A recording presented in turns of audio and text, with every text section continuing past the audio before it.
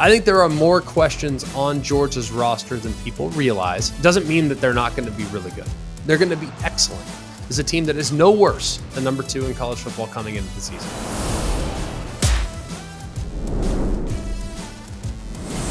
Hello and welcome to Always College Football. I'm your host, Greg McElroy, and we hope that you are having a terrific start to the week.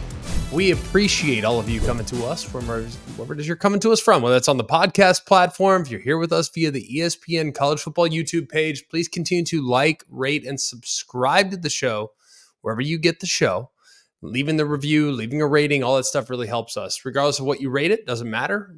We just need the rating. That'd be awesome. We really, really appreciate it. Alongside, as always, Mark Kubiak, Jack Foster, Jake Garcia, and Griffin is with us as well. Today, we got a really fun show. We're going to go through some of the best non-conference games. And I am, off the top, going to have a bit of a discussion. How valuable are non-conference games going to be here moving forward? Because I think there's a conversation to be had about that too. So non-conference games will be the primary discussion point today. We also are going to dive in a little bit to a couple news and notes. It's been kind of slow, which I might add. I think it's a good thing this time of year because it's not very fun to see your team or your team's name in the headlines at this point of the season. June should be quiet. May should be quiet. July should be quiet. And then we start getting into football. That's what you want. So everything's in a good spot right now. So let's dive in. Some non-conference games and how the non-conference might be perceived here in a new look college football in 2024. Now, there's been a lot of debate about how the non-conference should be weighted moving forward when it comes to the college football playoff. Now, a lot of people have said, well, back in the day, if you run the table, if you're undefeated, you're going to get in, right? This is back in the day when TCU in 2009 almost made the national championship. I believe they finished 3 right behind Texas, who did play for the national title. Back in the day when UCF was actually crowned national champion, granted by one publication, but still, it didn't matter as much, your non-conference, according to some, because it was more about your win-loss record. You couldn't control who you played against, just the fact that you beat the teams that you played against. Now, that changed drastically in perception last year. Alabama and Texas played in the non-conference, and Alabama lost that football game. Texas, they found their way into the playoff. That was never up for debate. But Alabama's was, and it was being measured against an undefeated Florida State team. So whatever side of the argument you were on, a lot of people said, well, Alabama, had they just played fill-in-the-blank university, they would have beat fill-in-the-blank university and would have been undefeated in the regular season. Obviously, they didn't. They played Texas. Texas made the playoff. Texas ultimately proved to be a really good team, and that really was a, quote, good loss for Alabama. So either way, it's going to be interesting, I think, moving forward into the 12-team playoff era. Are we going to reward teams that play more difficult schedules, and in particular, more difficult non-conference schedules? Because if you really look at it, Alabama wasn't penalized for the loss last year. They weren't at all. Why? Because they challenged themselves against the best team, one of the best teams in the country. Will that be the case moving forward? We've already seen games like Texas-Michigan on the schedule for a while. Texas-Michigan, though, regardless of who wins the game, who loses the game, is it really going to make a huge impact on whether or not the loser is in the hunt for the college football playoff? Perhaps, but we don't know. And that's, I think, going to be interesting. Will they take a team that's, say, 9-3 over a team that's 11-1 when the 11-1 team didn't beat anybody, but the 9-3 team really challenged themselves against the best teams in the country and came up short in a couple of outcomes? That's going to be something we need to watch. I think non-conference, I think it's going to be even more important moving forward. And once we get to the point where everybody, and I think this is coming, I think it will get to a point where the SEC and the ACC and every other league in college football will ultimately play non-conference games. I don't know when that day is going to come, but I think that will happen eventually. So when everybody's playing equal number of games in conference, will the teams continue to schedule up in the non-conference to improve their strength of schedule, or they schedule down because the conference gauntlet is already so difficult?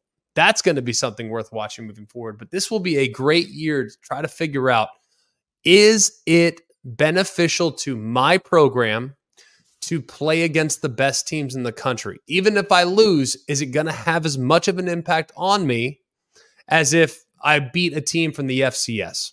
That's something I think that is worth monitoring this year. But looking at this year's schedule, there's a lot of great non-conference games, and weeks 1 and 2 are littered with outstanding matchups. And I'm going to go through here in a moment. I'm going to rank the 10 best non-conference games that we have on the slate this year. And it was actually quite difficult to get to 10. I went and researched and looked at a lot of different lists, and people had their own lists for this exact ranking. And a lot of people have it viewed a little differently. And there were even games in there that are, quote, conference matchups that are listed as non-conference matchups, a la Arizona at Kansas State. You're thinking, hang on a second, that doesn't make sense. Arizona's in the Big 12. Kansas State's in the Big 12. Why would that be a non-conference game? Because it was scheduled previously. So that game was on the schedule. They didn't want to break it up. They just made it a non-conference game, even though it's against 2 conference opponents. So we've seen that before with some of the North Carolina schools against Wake and others. So we've seen it happen in the past, but it is a little unique. So these are the best non-conference games of 2024. Okay. And you're going to notice too, a lot of this has to do with my perception of how the teams are going to be this year. Some of them are rivalries in some cases, but a lot of them have to do with the fact that this team might be in the playoff hunt. And this outcome could have a massive either benefit to their playoff candidacy, or it could hold them back drastically. So let's go through it. Week 1's got a bunch of good games, by the way. Notre Dame's at A&M, Penn State's at West Virginia, Clemson, Georgia, Miami, Florida, SC, LSU. I mean, we got great games week 1, but week 2 is not to be outdone. Now, on paper, some of the matchups aren't quite as intriguing, depending on who you ask. But for me, Iowa State's fascinating. Boise State, Oregon, really interesting. Cal on the road at Auburn, really interesting. Mississippi State at Arizona State, that's interesting. So there's a lot of, I think, good meat on the bone, even though maybe some of the games aren't of the highest possible billing when it comes to the college football playoff conversation. But you look at a game like Mississippi State and Arizona State, 2 teams that are expected to be, bottom half of their respective leagues. If Mississippi State goes to Arizona State and beats them convincingly, will that be an additional feather in the cap for the Southeastern Conference when it comes to, hey, does a second Big 12 team get in, or should a third or fourth SEC team get in? So those are the games that could potentially have an impact. Like I said, I don't think Mississippi State's within striking distance of the playoff this year. No disrespect to Jeff Levy, no disrespect to the Mississippi State program. I just don't think that's likely. I think the same for Arizona State. I don't expect that game to be an indicator of who's going to make the playoff amongst those 2 teams, but it could be an indicator of whether or not Kansas State gets in alongside Oklahoma State, just using them as an example, or Utah gets in alongside Arizona. Okay? Like a second Big 12 team could make it in if Arizona State beats Mississippi State convincingly. But if Mississippi State beats Arizona State convincingly, then guess what? Maybe we're looking at an Ole Miss, who's the 3rd best team in the SEC getting in. Maybe we're looking at a Tennessee, who's the 4th best team in the SEC getting in. Those are things that could potentially play out, and a lot of them are on display here in week 2. One game in particular in week 2 that I found fascinating, doesn't make my top 10, but what if Arkansas goes to Stillwater and knocks off Oklahoma State? Now, Arkansas expected by many to be 13th, 14th in the SEC. That's a 16-team league. Most people are not going to prognosticate Arkansas being in the top 10. Most probably won't even have them in the top 12. So if they're 13, 14, 15, and they go to Oklahoma State, who by all accounts is 2, 3, 4, depending on how you stack them up in the Big 12, Oklahoma State's a top team in the Big 12, Arkansas a bottom team in the SEC. If the SEC team goes on the road to the Big 12 team and beats them, that could be significant as well. So weeks 1 and 2, totally loaded. Week 3 is loaded as well, and then it starts to thin out. But without much further ado, we've been talking about it for a while now. Let's get into the top 10 games in the non-conference here in 2024. I start at number 10. Much like what I just discussed a moment ago, much like what I just discussed as it related to Arkansas and Oklahoma State. Nobody's going to disagree that the SEC and the Big Ten are the top two leagues. But I think this year there is a very strong case to be made on behalf of the ACC, just because the depth at the top and really the depth in the middle too. So in week 1, we get Miami at Florida. We have a real college football playoff contender, an ACC championship contender in Miami with a revamped roster, with improved quarterback play with Cam Ward, with a bunch of additions via the transfer portal, traveling to a Florida team, a rivalry game that we've seen only 7 times since 2000, and Florida's not expected to do a whole lot in the SEC. Now, I think Florida is painfully underrated coming into the season. But I also am not going on a limb and saying, yeah, they can win the SEC. Yeah, they can beat Georgia. They can beat Bama. They can beat Ole Miss. They can beat all those teams potentially in a one-game season. But do I really want to fast forward to the end of the season and expect Florida to be 9-3, 10-2? Probably not. Not with that schedule. So Miami, with playoff expectations, ACC championship expectations, they got to go to their bitter rival in week 1. That, to me, is must-see TV. Massive game for Miami, but also a massive game for Billy Napier and the Florida Gators, and potentially a massive game for teams in the SEC that might finish 3rd or 4th, and teams in the ACC that might finish 2nd or 3rd. So, something to keep in mind there in week 1. A lot on the line when the Hurricanes travel to the Swamp. Let's go to number 9, Alabama at Wisconsin. This will be week 3. Now, Kalen DeBoer, it's his first road trip. And going against a Big Ten foe that has always been very, very disciplined along the line of scrimmage, but they're also starting to adjust their own philosophy offensively. And the one thing that we know is that Alabama's secondary has experienced quite a bit of turnover. They might be young in the secondary in some spots. And what does Wisconsin do? They're going to throw it all over the yard with Tyler Van Dyke. The good news is for Alabama, their first 2 opponents in USF and Western Kentucky, they also throw it all over the yard. So Alabama will be well positioned to take on an offense that is comparable in style, but it's on the road in Camp Randall in a rivalry game that we've had circled for a while now. You get Wisconsin and Alabama in Camp Randall with jump around and all the excitement there in Madison. What more could you possibly ask for? That comes in at number 9. At number 8, Colorado at Nebraska. Now, if you look at Colorado and we look at where they were vulnerable last year, okay, we know that they were extremely vulnerable along both lines of scrimmage, right? But Colorado is so dynamic and had such great speed and so much weaponry on the perimeter that they were able to kind of handle their business. They're able to out-athlete Nebraska. That probably won't be the case this year. I think Nebraska is improved athletically. I think some of the transfers that they've added athletically should help quite a bit. And I think defensively, they're going to be much further ahead than where they were last year when they took on Colorado in the first month of the season. And this might be the first glimpse that we have of Dylan Raiola up against a quality teammate, quality opponent. So I look at this matchup, and while I'm not trying to sit here and pretend that either one of these teams are going to make a ton of noise this year, this game to me indicates whether or not a bounce back is possible. If Nebraska loses this one at home, then what does year 2 really look like for Matt Rule as you fast forward and look at some of the other games that might have to be played and won to meet expectations? And then you look at Colorado. They go on the road and lose to Nebraska.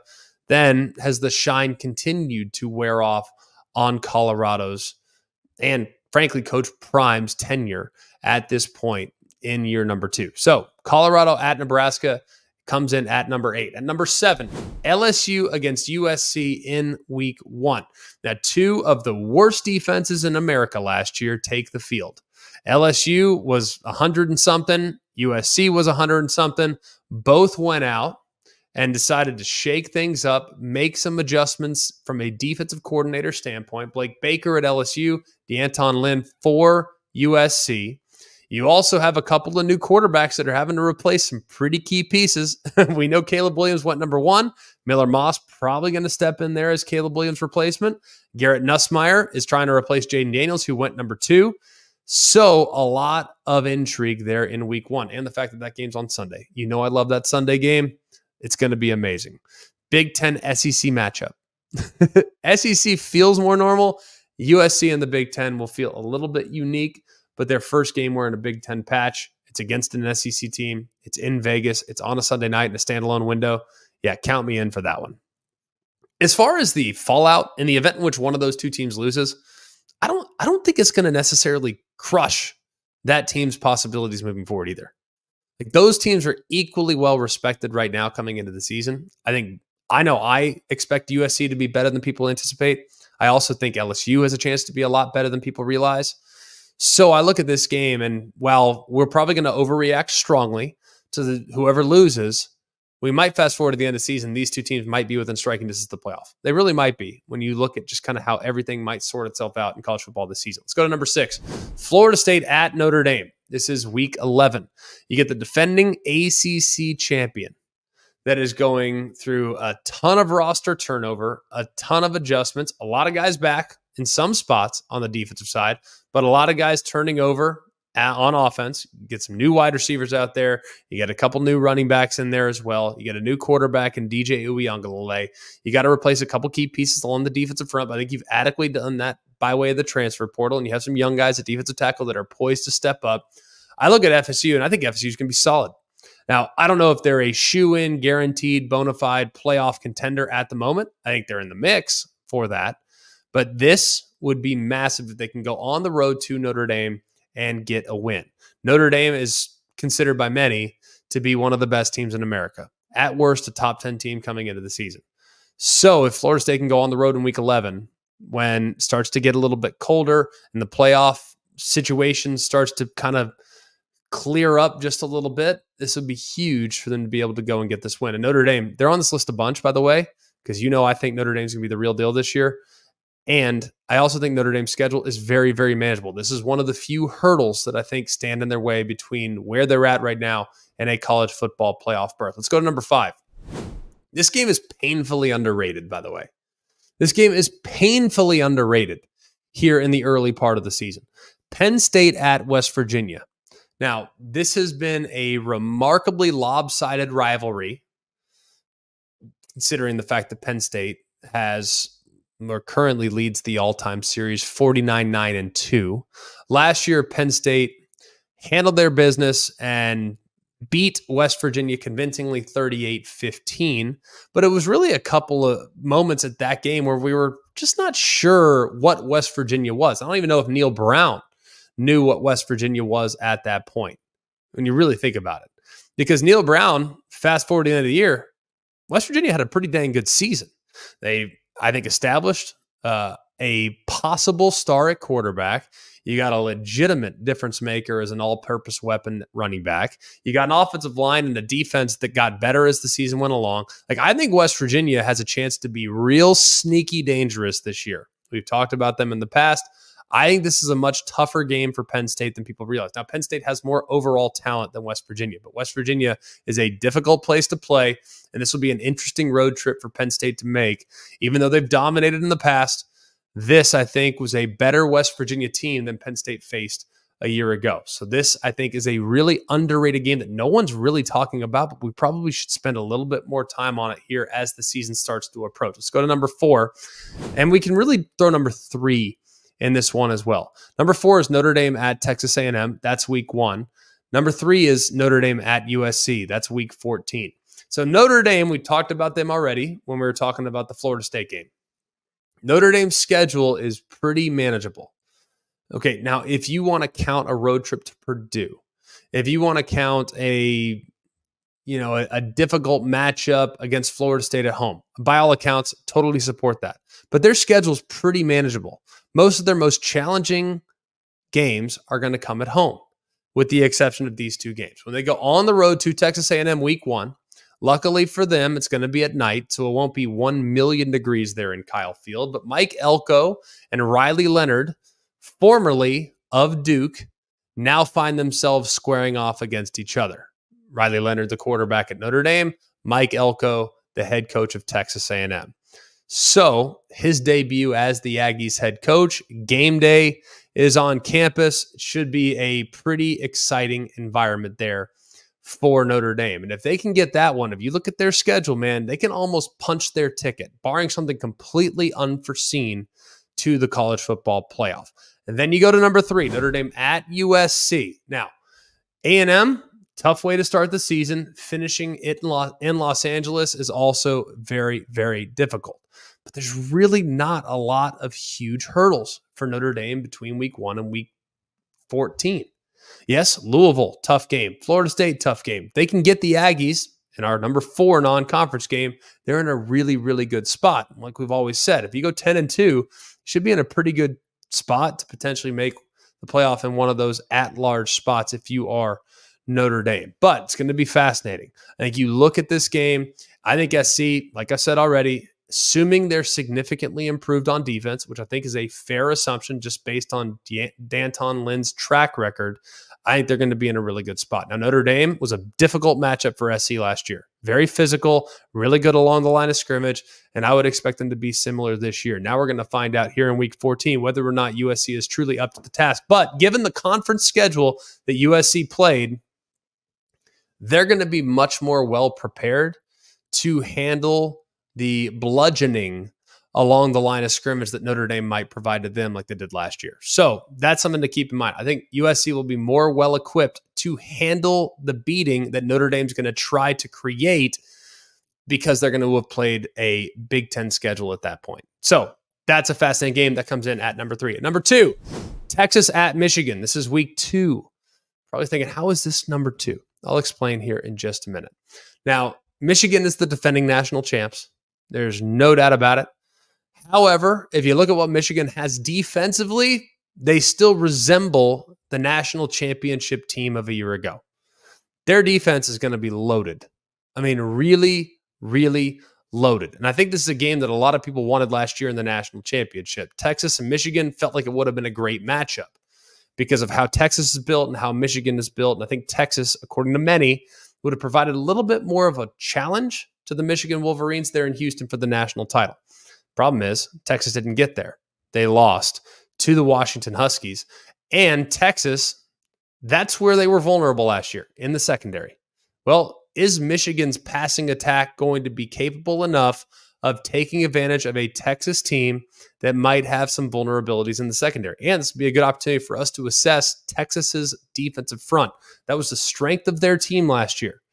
Not the case this year. It's a bit of a question mark. Doesn't mean they won't be good, just doesn't mean they're going to have the 2 best defensive tackle tandems in the entire country. Michigan probably has the best defensive tackle tandem right now going into the season. So this game comes in at number 2. Why? Because I just have so many question marks about Michigan.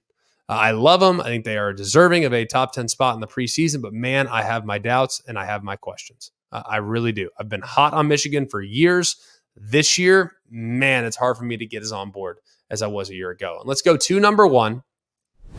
The Georgia Bulldogs and the Clemson Tigers will square off in week number 1. Now, you're probably sitting there thinking, well, Georgia's a couple touchdown favorite. I understand that. I think there are more questions on Georgia's roster than people realize. Doesn't mean that they're not going to be really good. They're going to be excellent. It's a team that is no worse than number 2 in college football coming into the season. Okay? There is no team outside of Ohio State that has more capable bodies on their roster. Okay, they are legit. Carson Beck's the real deal. I think the wide receivers have a chance to be among the best in the SEC. I think the offensive line has a chance to be one of the best in the SEC. Defensive line should expect them to be a little bit better, a little bit more consistent than they were last year. I think the linebackers have a chance to be elite, and there are some pieces that need to be replaced in the secondary, but they've recruited so well at that position. It's just not a position I'm going to be losing a lot of sleep over. So I look at Clemson, and people have kind of knocked Clemson, saying they're not what they used to be. I'm going to push back on that just a little bit. Now, I've had my own hesitations with Clemson in the past. I have. And partly because I think when you have young players, in some cases playing against veterans, because Dabo Swinney has not chosen to utilize the portal as much as some of the teams he's facing off against, they're oftentimes operating at a disadvantage. Well, last year they were young, and they really finished strong, didn't they? I mean, they finished really, really strong down the stretch. And if you look at some of their personnel, some of the guys that made the biggest impact for them last year, they were true freshmen, most of which were on the defensive side of the football. And I look at their run game and how their run game seemed to improve as the season went along, as they leaned a little bit more heavily on Phil Maffa. The big question is whether or not Cade Klubnik can elevate his play to a point in which he can be one of the more dangerous players in the sport, because that has not happened just yet. It's been really, really inconsistent. And maybe this is the year that the light goes on. It happened for Bo Nix. Remember Bo Nix, when he was at Auburn, kind of underwhelming. And when he got to Oregon, he was a different guy. Guess whose skill set's a lot like Bo Nix's? Cade Klubnik. So maybe this is the year for him. I think Georgia-Clemson is a battle between two teams that will find themselves very much in the playoff conversation at the end of the season. Georgia, because I think they're a shoo-in. And Clemson, because even if they don't win the ACC, which I think they have a real chance of being able to do, even if they don't win the ACC, as far as an at-large is concerned, because of this game against Georgia, I think they're going to have a really good argument that can be made on their behalf. So, looking at all that, number one comes in as Georgia-Clemson from Atlanta in week 1.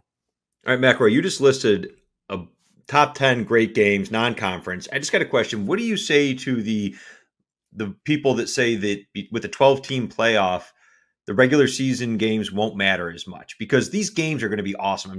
What do you say to those people?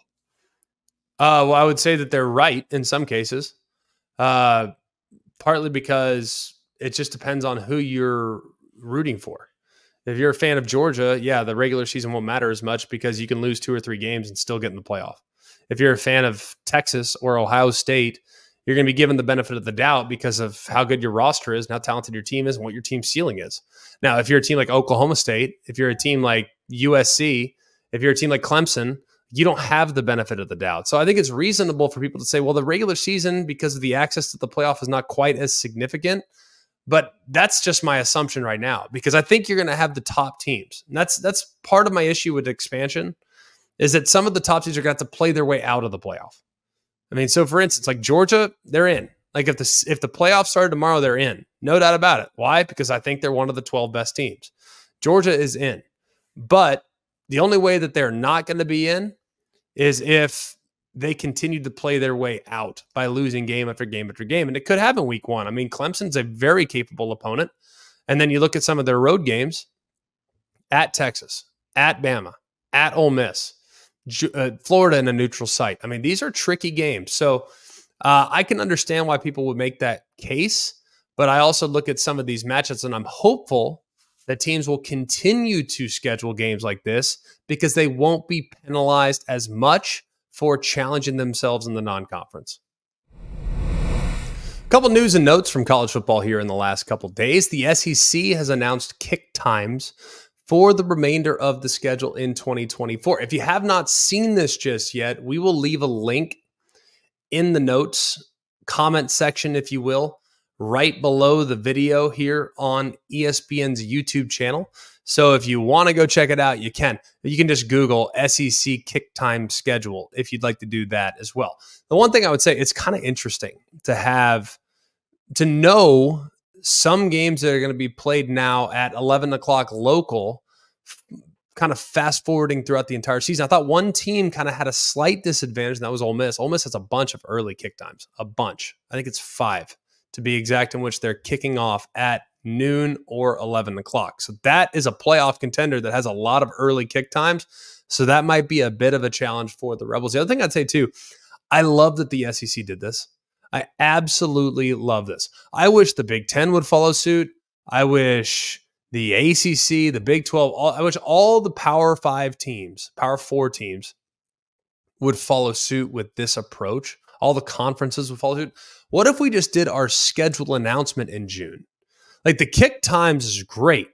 Love that we have all the kick times out. But what if we announced the schedule at this point of the season? Like the NFL just did it not that long ago. What if college football were able to follow suit? I know there's planning and there's other things that needs to be done before you can. This is probably a little bit late in the calendar to do it. But man, we could captivate the audience because to see just how much buzz kick times got as opposed to actual matchups, it was something that I would totally be on board for moving forward. Virginia also decided to start a scholarship in honor of the players that were killed in the 2022 shooting. I think this is great. It's just the 11541 scholarship in honor of the slain football players. It's a hard story to think about. It's a hard story to kind of wrap your head around. But knowing that there's the memorial fund that is going to serve as a powerful reminder and testament to the impact of Devin, Lavelle, and Deshaun. That was from Athletic Director Carla Williams. So I think job well done there by Virginia in trying to honor the football players the best way possible after what was that tragic moment there in 2022. The Holiday Bowl is switching to Snapdragon Stadium, which is San Diego State's home stadium. My question is, what took so long? This makes all the sense in the world. If you look at Snapdragon Stadium, it's a beautiful venue, by the way. Really, really cool venue. So that'll be a little bit more of an intimate setting and something I think will be very, very good for a lot of the Holiday Bowl teams here in the future. Hey, thanks for being with us. This has been an awesome show diving into the non-conference. We look forward to continuing to kind of put some lists together, some of the best games, some of the best matchups, some of the things that we're going to do here throughout the course of the summer. We also are going to have a bunch of coaches that will join us here in the next couple of weeks as well. So as always, we appreciate it if you could like, rate, and subscribe to the show, wherever you get your show, whether it's on the podcast platform, Spotify, Apple Podcasts, you name it, or if you're here with us via the ESPN YouTube channel, hit that thumbs up button. It really means a lot to us. For all of us here at Always College Football, for Mark, Jake, Jack, Griffin, we appreciate you guys very much. And remember, it's always college football. Hey guys, it's Greg McElroy. Thanks for watching Always College Football. Make sure you like, rate, and subscribe to ESPN's YouTube channel and wherever you listen to your podcasts.